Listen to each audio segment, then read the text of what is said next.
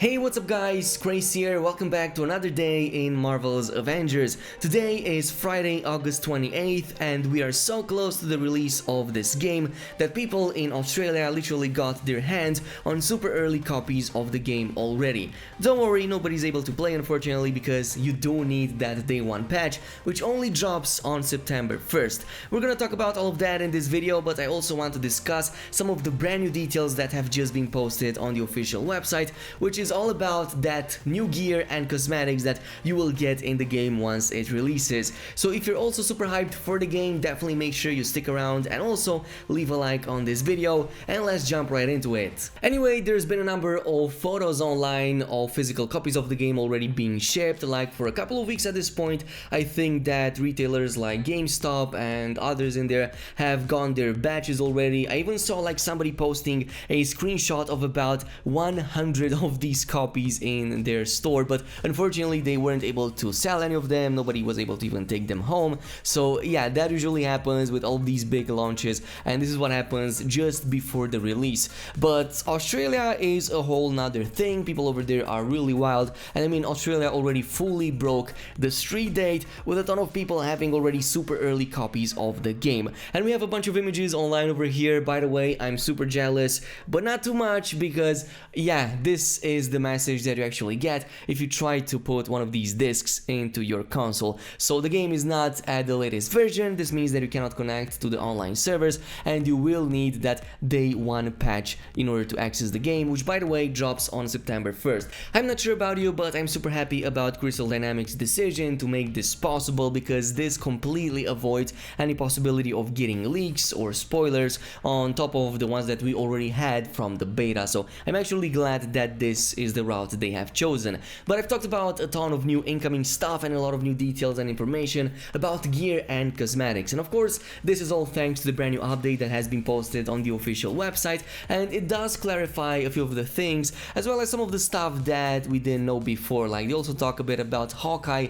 and what to expect once that hero gets released. So to put things into perspective, Hawkeye will have his own unique in-depth story mission chain, which can be played either co-op or solo. He'll also bring a new villain with him, and like the core 6 heroes, he and all future characters will have custom movesets and combos, skills, gears, heroics, and an assortment of free unlockable outfits, emotes, and nameplates. By releasing all of this new content for free, we prevent content gating and guarantee that you and your friends can experience these exciting additions together, taking on emerging threats as a team of Earth's mightiest heroes. But this actually sounds quite interesting. If all of the future characters, including Hawkeye, will have their own custom movesets, combos, skills, gear, etc.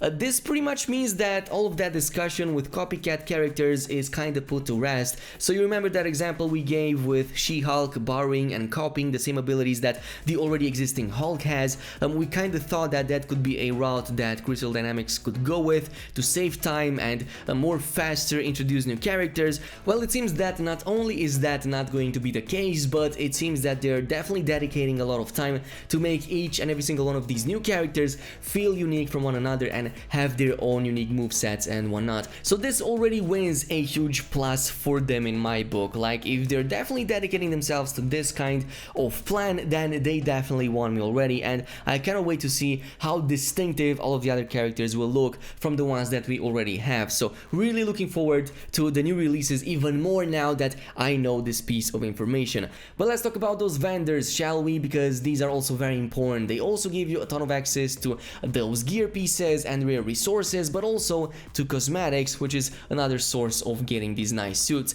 There's also the patterns. We saw this in one of the word tables in June. So patterns are earned through high level crates, activities, faction missions, and increasing your faction level. They can be used at the fabrication machines to create an outfit or nameplate, and there's actually multiple of these in different locations in the game world, as it's been confirmed already. So not all of them are going to be on the same helicarrier that you use as your first base of operation. Like for example, the gear vendor right here is called Roy Model B, and he sells gear for your currently used character. So this is going to all cost fragments. If you want to purchase something from over here, it is going to cost fragments, and you get quite a number of these from opening up chests randomly from missions, and also dismantling gear that you no longer need or use. This brings us to the cosmetics shop. So this this basically sells everything from nameplates to emotes, even outfits and possibly takedowns in there as well. Now as you can see, all of these will cost units, so this is what you will need in order to purchase these,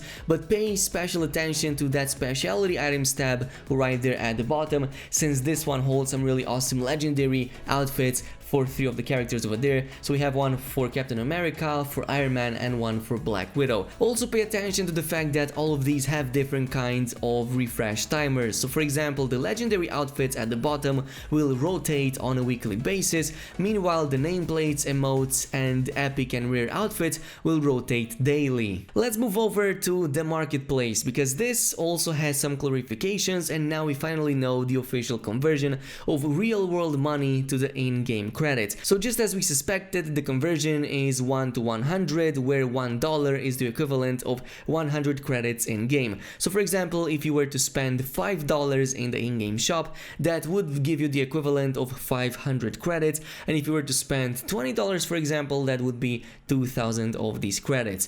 For example, the 4 outfits that we can see for Thor right here, which by the way are new ones, we saw them leaked yesterday, but basically these are epic grade outfits, which means that they will cost $9. Meanwhile, the one that is rare only costs $7, but also look worse. And in the beta we saw legendary grade quality, which was about $14 or 1400 credits. By the way, I think that there's also another tier on top of that, which is going to be exotics, I believe, and that is going to be closer to $20, but that should look way more spectacular. This brings us to the final piece, which is going to be all about those hero challenge cards, or basically the battle pass, since most people compare them to that. So these are hero specific, they have a number of levels up to 40, and they provide a ton of resources and rewards. So you don't just get exotic resources and regular resources, but you also get units, credits, and also some of those cosmetic options like nameplates, emotes, and even outfits. Like a handful of outfits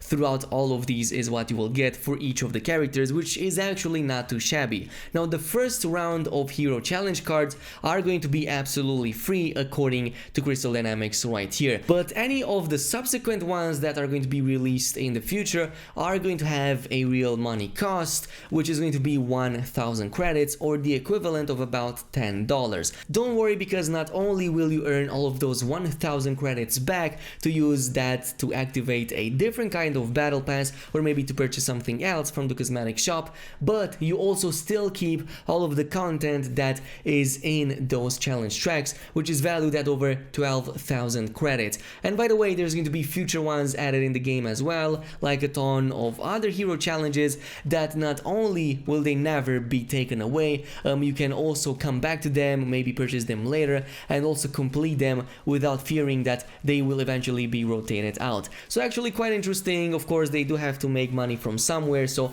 I guess this all makes sense. But this is it for now. Thank you so much for watching. If you enjoyed this video at any point, then it would be super awesome if you left a like on this video, also subscribe and activate the notification bell, and I will see you guys in the next one.